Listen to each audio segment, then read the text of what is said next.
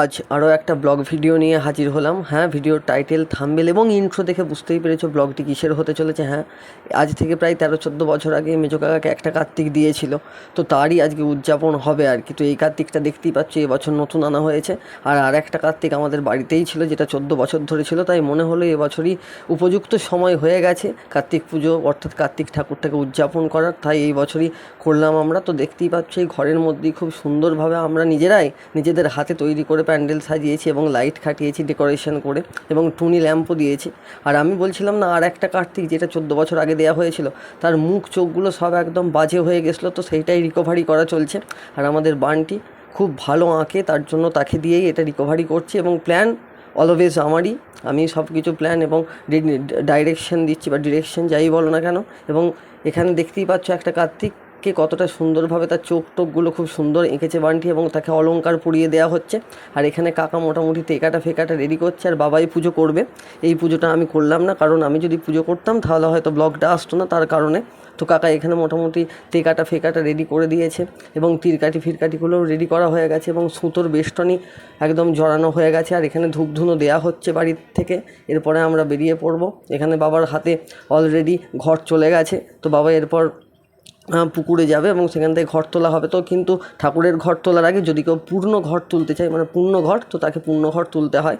তো এখানে কাকিমা পূর্ণ ঘর তুললো এবং কাকিমার পূর্ণ ঘর তোলার পরই বাবা পূজার যে ঘট হয় সেই পঞ্চপল্লব দিয়ে ইত্যাদি সেই ঘরটি তুললো এবং পঞ্চপল্লবটি তার উপরে দিয়ে প্রণাম করে তাকে নিয়ে যাওয়া হবে এবং প্রতিষ্ঠিত করা হবে আমাদের ঘটে, মানে ঠাকুরের সামনে যে মন্দির হয়েছে সেই অর্থাৎ প্যান্ডেলের যে মন্দির হয়েছে তার সামনে। তো এরপরে নারায়ণ আনা হবে। তো সব কিছুই একে একে দেখাবো। তো ভিডিওটা যদি ভালো লাগে অবশ্যই লাইক, শেয়ার, কমেন্ট এবং সাবস্ক্রাইব করে পাশে থাকবে। আর কোথা থেকে দেখছো অবশ্যই কমেন্ট করে জানাবে, আর ভিডিওটা কেমন লাগলো সেটাও অলরেডি কমেন্ট করে জানাবে তোমরা। আর এখানে দেখতেই পাচ্ছ বেলুন দিয়ে খুব সুন্দর ডেকোরেটেড করেছি আমরা, মানে ঘরের যারা আছে। আর এখানে অন্য একজনদের বাড়িতেও কার্তিক পুজো হচ্ছিলো আর কি, ছোটো করে। তো তাদের 8 বছরে পদার্পণ করলো কার্তিক ঠাকুর, তো সেখান থেকেই নারায়ণ আনা হলো। তো যাই হোক, মোটামুটি এরপরে কিছুক্ষণের মধ্যেই পুজো শুরু হবে আর আমরা তার আগ্রহী অপেক্ষা করছি। তো মোটামুটি বলতে বলতে এইদিকে দেখো মোটামুটি পুজো আরম্ভ হয়ে গেছে, শুরুও হয়ে গেছে। তো ঠিক আছে, পুজো শুরু হোক। তাহলে পুজোটা তোমরা একটু শুনে নাও, এরপরে আরতি হোমটোম সব আছে, সব দেখাতে চলেছি আমি।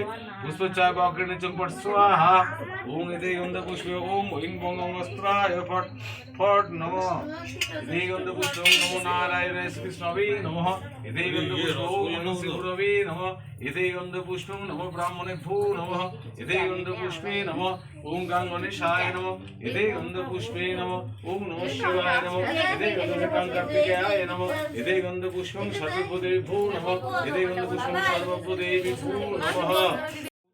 তো মোটামুটি দেখতেই পেলে পূজা শুরু হয়ে গেছে। এরপরে গুরুর প্রণাম মন্ত্রের পরে সূর্যার্ঘ্য দেওয়া হচ্ছে। এখানে বাবা খুব সুন্দরভাবেই সূর্যার্ঘ্য দিয়েছে। যেহেতু আমি এবছর দুর্গাপুজো, কালী পুজো ইত্যাদি করেছি, তাই পরপর কী কী হয় সেটা আমি জানি, আর মোটামুটি কয়েকটা মন্ত্রও আমি জানি এবং পুজোর কানুন বা নিয়মাবলী কী কী সেগুলোও মোটামুটি আমি আয়ত্ত করতে পেরেছি। তো এরপরে আমন্ত্রণ নিবাস হলো এবং প্রত্যেকটা জায়গা থেকে খুব সুন্দরভাবে তুলে ধরার চেষ্টা করছে তোমাদের সামনে। এবং বাবা তাকে 3 বার ভূমিতে ঠেকিয়ে ঠাকুরের সামনে ঘুরিয়ে এবং শেষকালটা ওই ঘটে ঠেকিয়ে মায়ের পাশে রাখছেন, অর্থাৎ মা বললে ভুল হবে, বাবা কার্তিকের পাশে রাখছেন এবং সামনেই পুঁথি আছে এবং প্রচুর নৈবেদ্য দেওয়া হয়েছে, ফল দেওয়া হয়েছে আর ছোট করেই আমরা সাজিয়েছি। আর এখানে আছে খিচুড়ি ভোগ এবং তার সঙ্গে বাজাবুজি, তার সঙ্গে পোস্ত দেওয়া হয়েছিল ঠাকুরকে, অর্থাৎ তিনি যাতে সেই প্রসাদ গ্রহণ করে, পরবর্তীকালে সেই প্রসাদ আমরাও গ্রহণ করেছিলাম। তো দেখতেই পাচ্ছ খুব সুন্দরভাবে ডেকোরেশন করেছিলাম।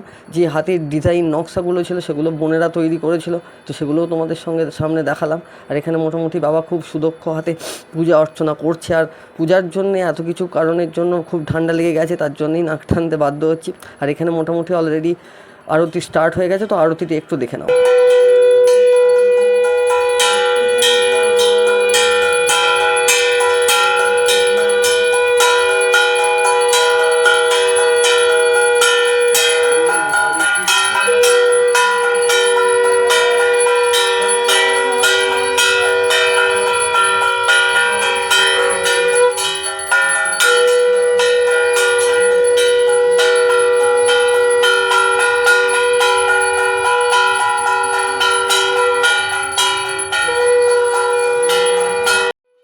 তো দেখতেই পেলে আরতি মোটামুটি স্টার্ট হয়েই গিয়েছিল। প্রথমে পঞ্চপ্রদীপ, কর্পূরদানি ইত্যাদি করে 7টি উপকরণ দিয়ে আরতি হলো। অবশেষে চামড় ঘুরিয়ে অর্থাৎ হাওয়া করে বাবাকে ঠান্ডা করা হলে এরপরে হোম টোম হবে। তো হোম শুরু হচ্ছে। তো দেখতেই পাচ্ছ প্রথমে হোমের যা যা করণীয় কার্যকলাপ সেগুলি বাবা একের পর এক করছে।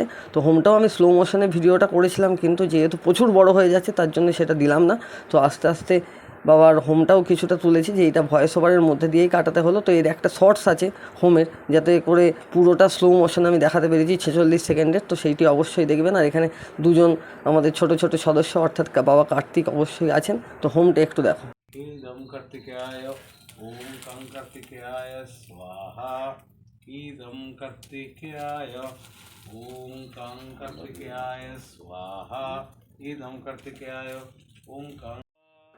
তো মোটামুটি দেখতেই পেলে হোমের শেষে পূর্ণাহুতি দেওয়া হয়ে গেল। এরপরে পৃথিবীকে ঠান্ডা করতে হবে, তার জন্য আগুনকে সমুদ্রে পাঠাতে হবে। অর্থাৎ যারা পুজো জানে তারা অবশ্যই এর মানে বুঝতে পারবে আমি কি বলতে চাইলাম। তো এরপর মোটামুটি পরের দিন সকালবেলা আবার সকালের পূজা হচ্ছে, এরপরে আরতিও হবে। তো তারই কিছু দৃশ্য তোমাদের সঙ্গে শেয়ার করলাম। আর প্রথম দিন পুজো হয়েছিল, তো সেই দিন আমাদের খাওয়ানি কিছু হয়নি। তো তারপর যেহেতু সকলের পুজো সেই দিন থাকে এবং সকলেই সেই দিন খাবারের অ্যারেঞ্জমেন্ট করে, তাই আমরা তার পরের দিন খাবারের অ্যারেঞ্জমেন্ট করেছিলাম। তো দেখতেই পাচ্ছ মোটামুটি পুজোর শেষে আমরা বসে পড়েছি। মানে আমাদের অর্থাৎ আমরা নয়, অর্থাৎ আমাদের পাড়ার প্রত্যেকে মাসি পিসি কাকা কাকিমা সবাই মিলে এখানে কাটতে, অর্থাৎ আজকে আমাদের খাওয়ানো হবে খিচুড়ি, বাঁধাকপি আর চাটনি, তার সঙ্গে পাঁপড় আর মতিচুর, অর্থাৎ মিষ্টি জাতীয় কিছু খাবার। আর এখানে গ্যাস ওভেন কড়াই আনা হয়ে গেছে অলরেডি, দেখতে পাচ্ছ সব কিছু কাটাকুটি কমপ্লিট। আলু আছে, বাঁধাকপি আছে। আর এখানে আমাদের রাঁধুনি অর্থাৎ আমারই একটা দাদা, আগেও তোমরা এই ভিডিওতে অনেকবারই দেখেছো, কাকা এসেছে, কাকা নয় ঠিক দাদা হবে।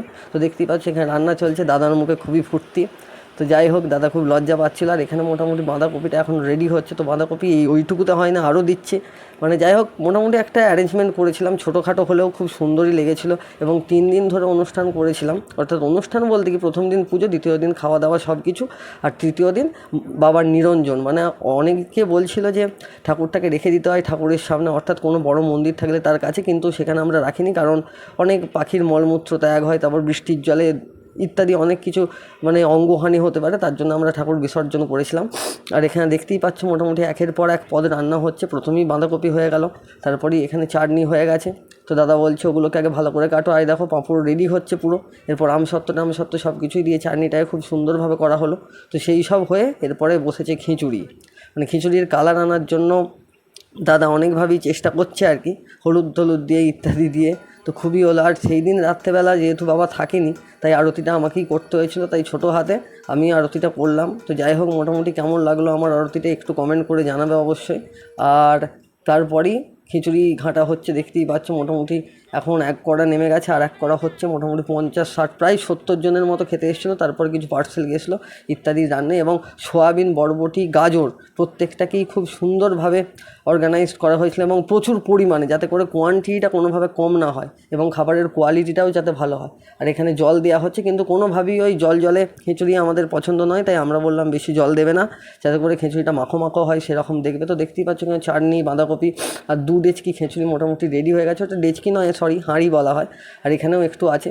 তো অবশেষে মোটামুটি সেই সব করে খাবার দেওয়ার পালা। তো দেখতেই পাচ্ছ খাবার দেওয়া হচ্ছে মোটামুটি সবাইকে। আর এখানে এই যে সবাই বসে পড়েছে। আমাদের উঠোনটা একটু বড়ই এবং আমাদের দুয়ারটাও প্রচুর বড়, তাই ওখানেই আলাদা করে প্যান্ডেলের দরকার নেই।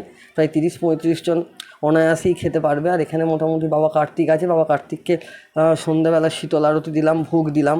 তারপরে এখানে খাবার দাবার মোটামুটি শুরু হয়েছে। ভেবেছিলাম ভিডিওটা এখানেই শেষ করে দেবো, কিন্তু বাবা ঘরের লোকে বললো না, যখন পুরোটা দেখানো হচ্ছে তাহলে পুরোটাই দেখানো হোক মোটামুটি, অর্থাৎ পরের দিন যে ঠাকুর নিরঞ্জন হবে তো সেই সকল দৃশ্যও দেখানো হোক।